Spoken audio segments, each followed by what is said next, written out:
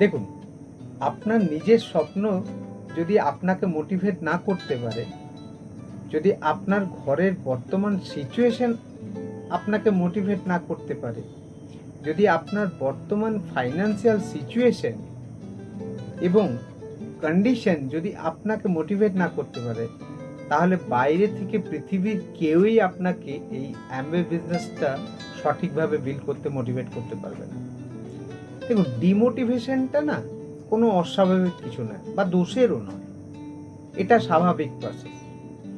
কিন্তু বর্তমান সিচুয়েশন বা বর্তমান যে নিজের কন্ডিশন দেখেও নিজেকে মোটিভেট না করাটা একটা অপরাধ বা দোষের, আমি সেটা ফিল করি। দেখুন, মোবাইল ডিসচার্জ হওয়াটা তো কোনো দোষের নয় বা প্রবলেমও নয়, কিন্তু পুনরায় চার্জে না দেওয়াটা কিন্তু দোষের।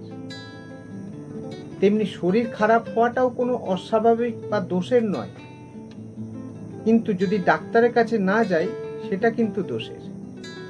সেই রকম নিজের বর্তমান situation, financial condition, physical condition, mentally condition সব কিছু দেখা সত্ত্বেও যদি সেটা সলভের জন্য উপযুক্ত ডিসিশন বা অ্যাকশন না নিই, সেটা কিন্তু দোষের, তাই না?